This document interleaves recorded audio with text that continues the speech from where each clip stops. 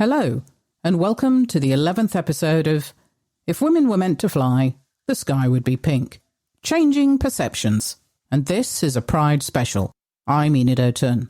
For this episode, and in celebration of Pride, I would like to share my experiences as a black gay woman who just so happens to be a pilot.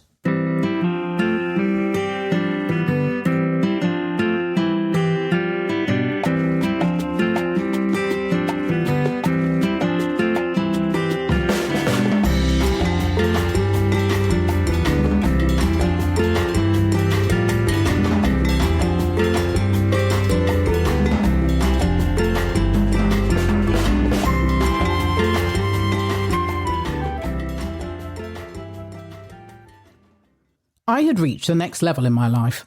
Now that I was a commercial pilot and doing what I loved to do, I was lucky, and I knew it. It had been both a mental and physical challenge, but there was much more to come. The great thing about being 57 and looking back over your life is that you can do so with a sense of perspective. At the time, you have no idea what is about to happen, what decisions you will make, what happens to you outside of your control, and how you are the person, for the most part, who maps out your own life as you trundled through it. Now I can see that this next stage in my life was about understanding myself and what made me, me. I know I was only 25, but I'd achieved a fair amount by then. I felt comfortable, I was moving on with my career, and I was building my hours. I was still facing a lot of criticism, but only because in the 80s and 90s, some people still didn't understand women who aspired to do a man's job. I was starting to realise the many ways in which other people saw me as different. I straddled two races, white and black. I was actually a lot darker than other mixed-race children I knew, and I had a full afro rather than the more relaxed curls that some mixed-race people have, which I envied terribly. This meant that I could pass as full Nigerian until people saw my mum. At school, I was too black to be considered white, but not black enough to be considered black. Many children at my school didn't know how to cope with that. "Are you adopted?" the kids would ask. I'd tell them I wasn't, and they'd reply in an accusatory way. "You must be. You look nothing like your mother. She's white." I'd protest and tell them my dad was Nigerian, but they still didn't understand. It wasn't great, and there was bullying because of it, but probably because I was dealing with far worse issues in my own home. I hadn't really had time to sit down and think about it or how it impacted me in my life. I was in the middle of something, and everything else was happening around me. Now, though, free from the oppressive environment of the home, I had the headspace to think more freely.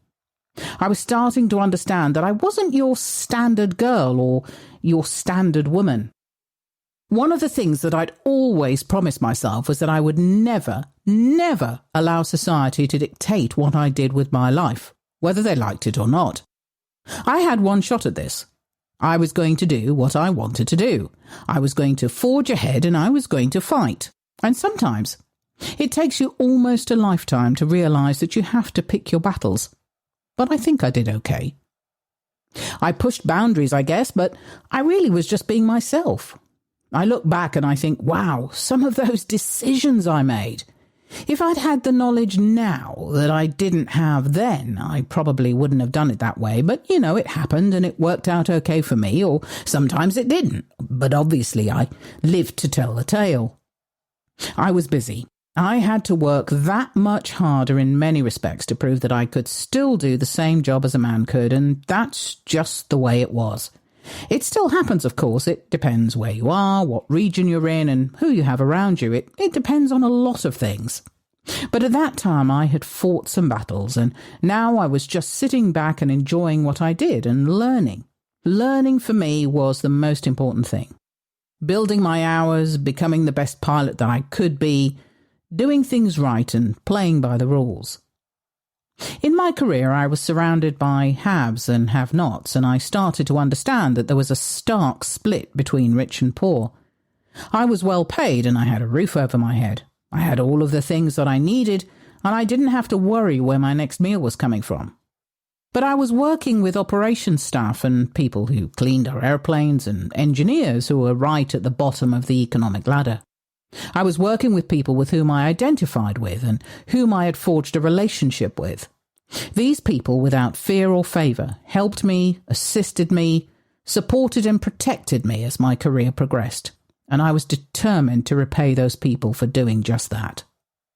One of those wonderful people was a young man called Boniface. He had worked with me as an office assistant, making tea and coffee and cleaning. And when I had the opportunity, I promoted him to junior operations assistant, which enabled him to earn a lot more. I bought him a huge bag of rice every month, and I bought his kids school uniforms and books. I'm not trying to come across as some Jesus-like figure here. I think many people would also find it very difficult to feel good about the excellent salary I was earning, and at the same time to ignore the hard-working people who enabled me to do my job by keeping things running smoothly. I was starting to question myself and the way I responded to others, though. I didn't understand kindness because I'd rarely experienced it. Sometimes I didn't understand why people would do things that they did for me. I was always on alert, and I would never turn my back on anybody. I was always suspicious of people who came up to me or who wanted something.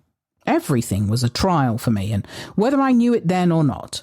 It just took so much energy for me to actually be that way, but I didn't know how to be any other way. I was a fighter, and I was never going to run away from anything. I was going to face it head on whether I won or lost. I'm still a bit like this now, and although I'm a friendly person who loves to joke around, I do have my moments. My wife and daughter laughed nervously when I recently suggested training as a police community support officer. "How can I put this?" my wife said delicately. "What?" I replied, feeling slightly hurt. "I have a really strong sense of right and wrong, and I love to be helpful to others." "Yes, you do," my daughter interrupted, "but you also assume full hulk if someone is so much as cycling on the pavement or contravening the street's parking restrictions. I fear for the people of Norwich." Now, we all knew she was right. Norfolk just wasn't ready for the Nigerian version of rough justice.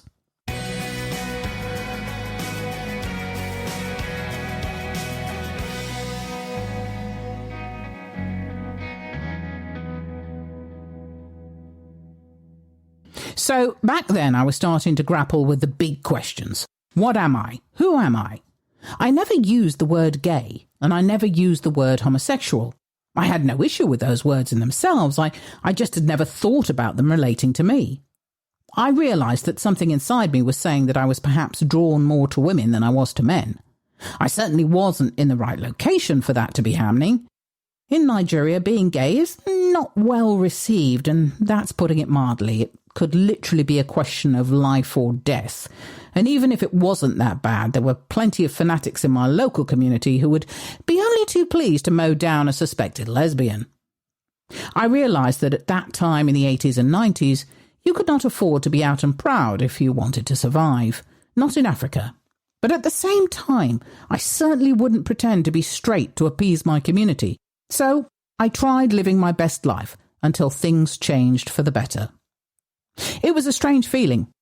On a personal level, I was completely okay about being attracted to women, but on a practical level, I realised it could be a disaster. So I spent quite a long time locked in that dilemma, with my love life basically going nowhere. Eventually, I met a woman who was mixed race like me, and we had slowly started a relationship. It was complicated, to say the least, and I will only touch on some things so as not to expose the other person's privacy. It happened the way most things happened for me at that time, just by accident. I didn't question it, nor did I try to avoid it. It felt right, and that was that. All of our liaisons were clandestine, and we lived in permanent fear of our relationship being exposed. My mother had become aware of this and was not happy, to say the very least. I wasn't bothered by her disapproval. I was determined to live my own life. Unbeknownst to me, though, she had made contact with a cousin who was big in her circle at that time. She decided to ask my cousin to meet me at the tennis club for a drink, which I duly did. I knew her fairly well. She had made an appearance when my father died, as they all did, hoping they'd be in the will. Other than that, I knew she was married and had 6 children. I walked in full uniform, and before I could get a word in edgeways, she proceeded to lay out my life in front of me along the following lines. So, we're done. I can see you have reached what you needed to do. Good job, good job. So now you are not in boarding school anymore. All this playing with girls is fine in the school, but now you're 26 and you need to stop all this girl nonsense. Get married, you settle down and you have children. You hear me? Oh, I heard her. Interestingly, I hadn't played, as she had put it, with girls. I'd only just started that at 26. Red rag to a bull. I leaned forward slightly so that she could see me in full view, epaulets and all. Cousin, thank you for your invitation. I assume you're referring to me being gay, and yes, I'll confirm that for you now. I have always been, and always will be, gay. As for my achievements, they were hard fought for, and I give them up for no one. As for you, I notice you appear at certain times in my life, but where were you when my father was beating me to a pulp for over 10 years? Never think that you have the power to tell me how to live my life, or with whom to live my life. I will never allow you or any of my family to dictate how I live my life. The clue for you in there is my life. You can all fuck off. And with that statement, I walked out, never to see her again. It was at that point that I reached the next level of my journey. Thank you for listening. As always, your reviews and comments are very much appreciated. Thank you also to Lucy Ashby for the editing of this episode. If you want to ask a question or make a comment, you can do so at any of our social media sites. Also remember that we have Ask Enid today, Sunday, the 26th of July at 6 p.m. on Instagram live stream. Or you can reach us on our email, theskyIspinkpilot@gmail.com. That's theskyIspinkpilot@gmail.com. In the next episode, how one more stripe makes me feel. I have to show I can make the decisions where it matters most. And I say goodbye to colleagues all too often. Thank you and goodbye.